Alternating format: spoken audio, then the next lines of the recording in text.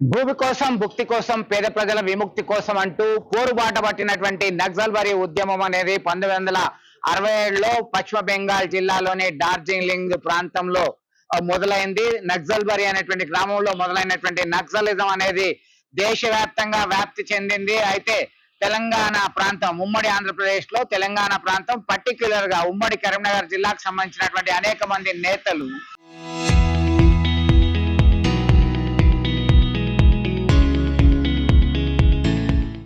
పోరుబాట పట్టారు. ముఖ్యంగా కొండపల్లి సీతారామయ్య ఆయనతో కలిసి జగిత్యాల జైత్ర యాత్రలో పాల్గొన్నటువంటి వ్యక్తి ముప్పాల లక్ష్మణరావు అలియాస్ గణపతి. ఆయన డిగ్రీ విద్య పూర్తి చేసిన తర్వాత ఉపాధ్యాయ శిక్షణ తీసుకున్నారు. ప్రభుత్వ ఉపాధ్యాయునిగా పదవిని స్వీకరించారు. పలు ప్రాంతాల్లో ఆయన ఉపాధ్యాయన బాధ్యతలు చేపట్టారు. ఆ తర్వాత విప్లవ భావాలతో ఆకర్షితులై భూస్వామ్య పెత్తందారి విధానానికి తిరుగుబాటు శరణ్యమంటూ ముందుకెళ్లడం జరిగింది. దానిలో భాగంగా పీపుల్స్ వార్ గ్రూప్ అగ్ర నాయకునిగా, ప్రధాన కార్యదర్శిగా పనిచేశారు. అయితే ఇప్పుడు తాజాగా 75-76 సంవత్సరాల వయసు వచ్చేసింది. ఆ వారికి సుజాత భార్య తీవ్రమైన అనారోగ్యంతో బాధపడుతూ హైదరాబాద్ లోని ఓ ప్రైవేట్ ఆసుపత్రిలో చికిత్స పొందుతుంది. కుమారుడు శ్రీనివాసరావు ఆయన అమెరికాలో ఉన్నారు. ఒక సోదరుడు ఉన్నారు. ఆ సోదరుడు సైతం హైదరాబాద్ లో చికిత్స పొందుతున్నటువంటి పరిస్థితి. దగ్గరి బంధువులు, ఇతరులు అంతా కూడా ఆసక్తిగా ఎదురు చూస్తున్నారు. ఇటీవల కాలంలో మావోయిస్టు పార్టీగా 2004-05 తర్వాత చర్చల తర్వాత ఆవిర్భవించింది. అనంతరం అది మావోయిస్టు పార్టీ జనరల్ సెక్రటరీగా చేసినటువంటి మొదటి వ్యక్తి ముప్పాల లక్ష్మణరావు అలియాస్ గణపతి. ఇతని నాయకత్వంలో పొలిట్ బ్యూరో మెంబర్ కావచ్చు, కేంద్ర కమిటీ సభ్యులు కావచ్చు, అనేక నిర్ణయాలు, కీలకమైనటువంటి నిర్ణయాలు తీసుకొని సమాంతర ప్రభుత్వాన్ని నడిపారు. తాజాగా అనేక విషయాలలో ఉద్యమము, విప్లవం మాత్రమే మార్పు తెస్తుంది, సమాజ స్థాపనకి మార్గం సుగమమవుతుందని మావోయిస్టు కమ్యూనిస్ట్ సెంటర్ తో పాటు అనేక ప్రాంతాలకి సంబంధించి విస్తరించి ఇంటర్నేషనల్ కమ్యూనిస్ట్ సెంటర్ లో భాగంగా ప్రధాన కీలక భూమిక పోషించారు. 2018 వరకు కీలకమైనటువంటి పాత్ర పోషించినటువంటి వ్యక్తి ఉప్పాల లక్ష్మణరావు అలియాస్ గణపతి. తాజాగా అతను నేడు రేపు లొంగిపోతాడు అనేటువంటి చర్చ ప్రధానంగా వస్తుంది. కేంద్ర బలగాల ముందు లొంగిపోతాడా, రాష్ట్ర పోలీస్ బలగాల ముందు లొంగిపోతాడా అనే చర్చ తీవ్ర స్థాయికి చేరుకుంది.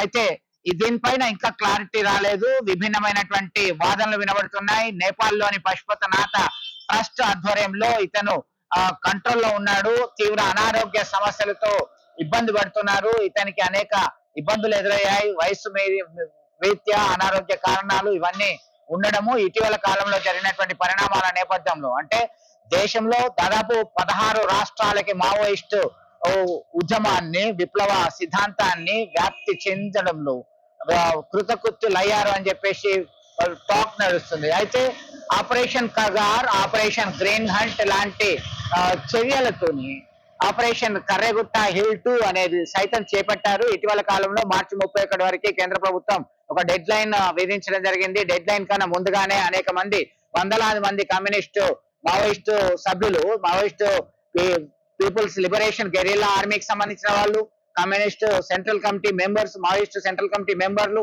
పొలిట్ బ్యూరో సభ్యులు, అగ్ర నాయకులందరూ కూడా ఒక్కొక్కరుగా అయితే ఛత్తీస్గఢ్, మహారాష్ట్ర లాంటి ప్రాంతాల్లో లొంగిపోయారు. తాజాగా అగ్ర నాయకులు సైతం మన తెలంగాణ రాష్ట్ర ముఖ్యమంత్రి రేవంత్ రెడ్డి సమక్షంలో లొంగిపోయారు.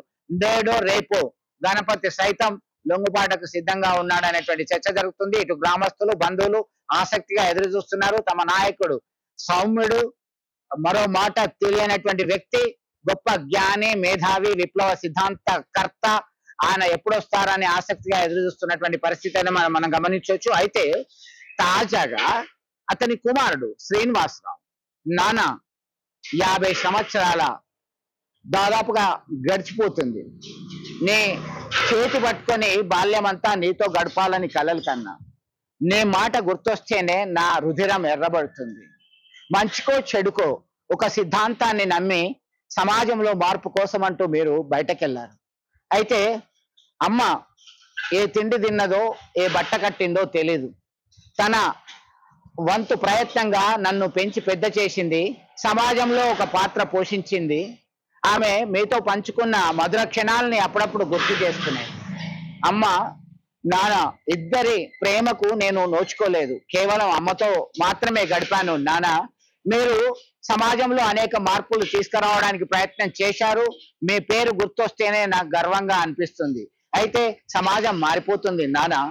ఇప్పుడు ఉన్నటువంటి పరిస్థితుల్లో మీ అనుభవం జ్ఞానాన్ని జోడించి యువకులకి ఇస్తే నవభారత నిర్మాణాన్ని మనము సాధ్యం చేయొచ్చు. ఎలా ఉన్నారు నాన్న అంటూ ఓ ఆడియో రిలీజ్ చేసినటువంటి విషయం మాత్రం వైరల్ గా మారింది. తన తనయుడు అమెరికాలో ఉంటున్నటువంటి శ్రీనివాసరావు రిలీజ్ చేసినట్టుగా చెప్తున్నటువంటి ఈ ఆడియోలో తన అభిప్రాయాన్ని పంచుకోవడం జరిగింది. మొత్తం మీద ఒక హాట్ టాపిక్ గా ఎవరున్నారు పెద్ద తలకాయ మావోయిస్టులో విప్లవ సిద్ధాంతంలో ముఖ్యమైనటువంటి వ్యక్తి ఎవరున్నారు అంటే కేవలం ముప్పాల లక్ష్మణ్ రావు అలియాస్ గణపతి. కరీంనగర్ జిల్లాలో, ఉమ్మడి జిల్లాలో ఇటు ఎలిగేడు కావచ్చు, ఎలిగెందల, సుల్తానాబాద్ తదితర ప్రాంతాల్లో ఆయన ఉపాధ్యాయునిగా పనిచేసిన తర్వాత మళ్ళీ ఉద్యమం బాట పట్టారు. కీలకంగా ఉన్నటువంటి వ్యక్తి. ఇప్పుడున్నటువంటి పరిస్థితులను బట్టి మార్పు సహజము, చాలా సహజము, లొంగిపోవాల్సిన తరుణం ఆసన్నమైంది అంటున్నారు. తాజాగా రాష్ట్ర ముఖ్యమంత్రి రేవంత్ రెడ్డి సైతం కేంద్ర హోంశాఖ మంత్రి అమిత్ షాను కలవడము, కొంతమంది ఐపీఎస్ అధికారులను కేటాయించాలని కోరడం జరిగింది. అలాగే నక్సల్స్ రహిత రాష్ట్రంగా తెలంగాణను ప్రకటించే అటువంటి అవకాశం ఉంది అనేటువంటి సమాచారం అందుతుంది. మొత్తం మీద మావోయిస్టు గణపతి ఎక్కడున్నాడు? శివయ్య చెంతన ఉన్నాడా? త్వరలో లొంగిపోతాడా?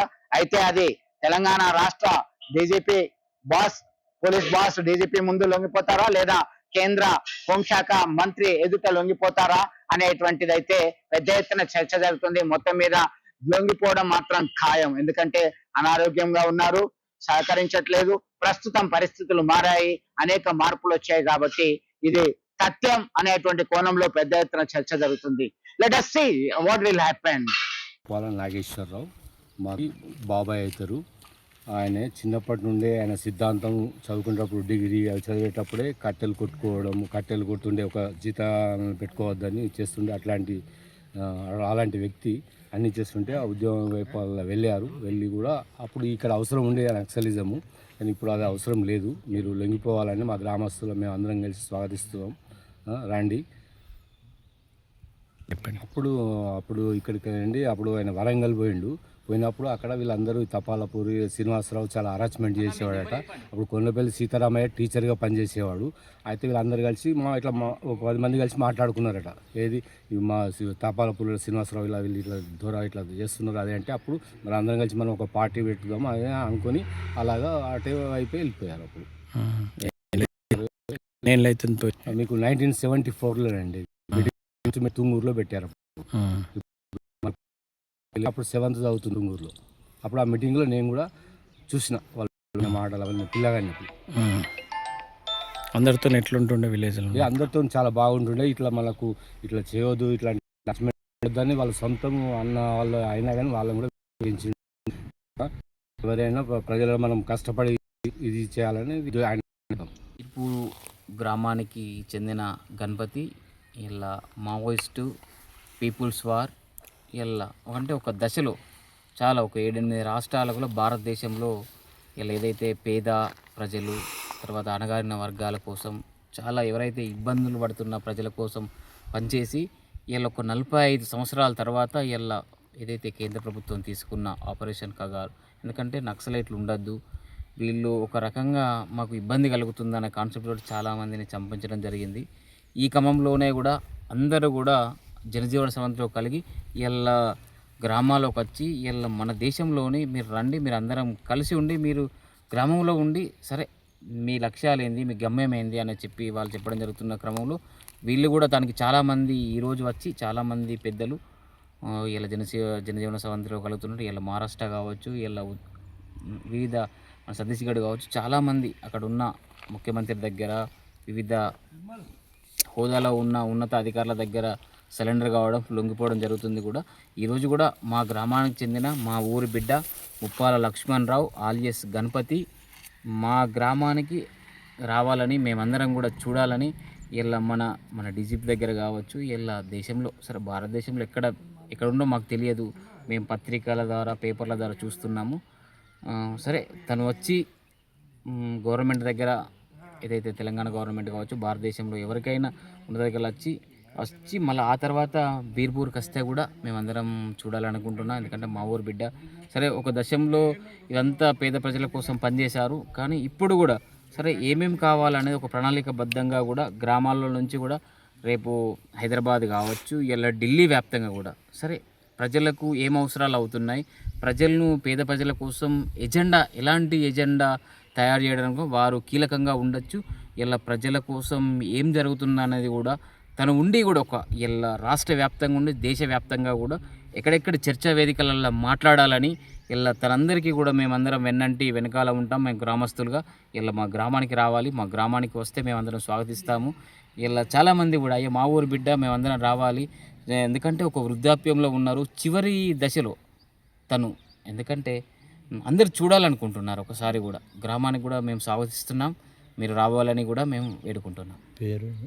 నా పేరు గర్షకుర్తి రమేష్, బీర్పూర్ గ్రామస్తు. చరిత్ర సృష్టించినోడు ఇప్పుడు ఆ చరిత్రని తిరగరాయబోతున్నాడు. అబద్ధాల గోడల్ని బద్దలు కొట్టి నిజాలను రాగా మీ ముందుంచబోతున్నాడు. నిజమైన వార్తల కోసం వెంటనే డౌన్లోడ్ చేసుకోండి రా యాప్ని.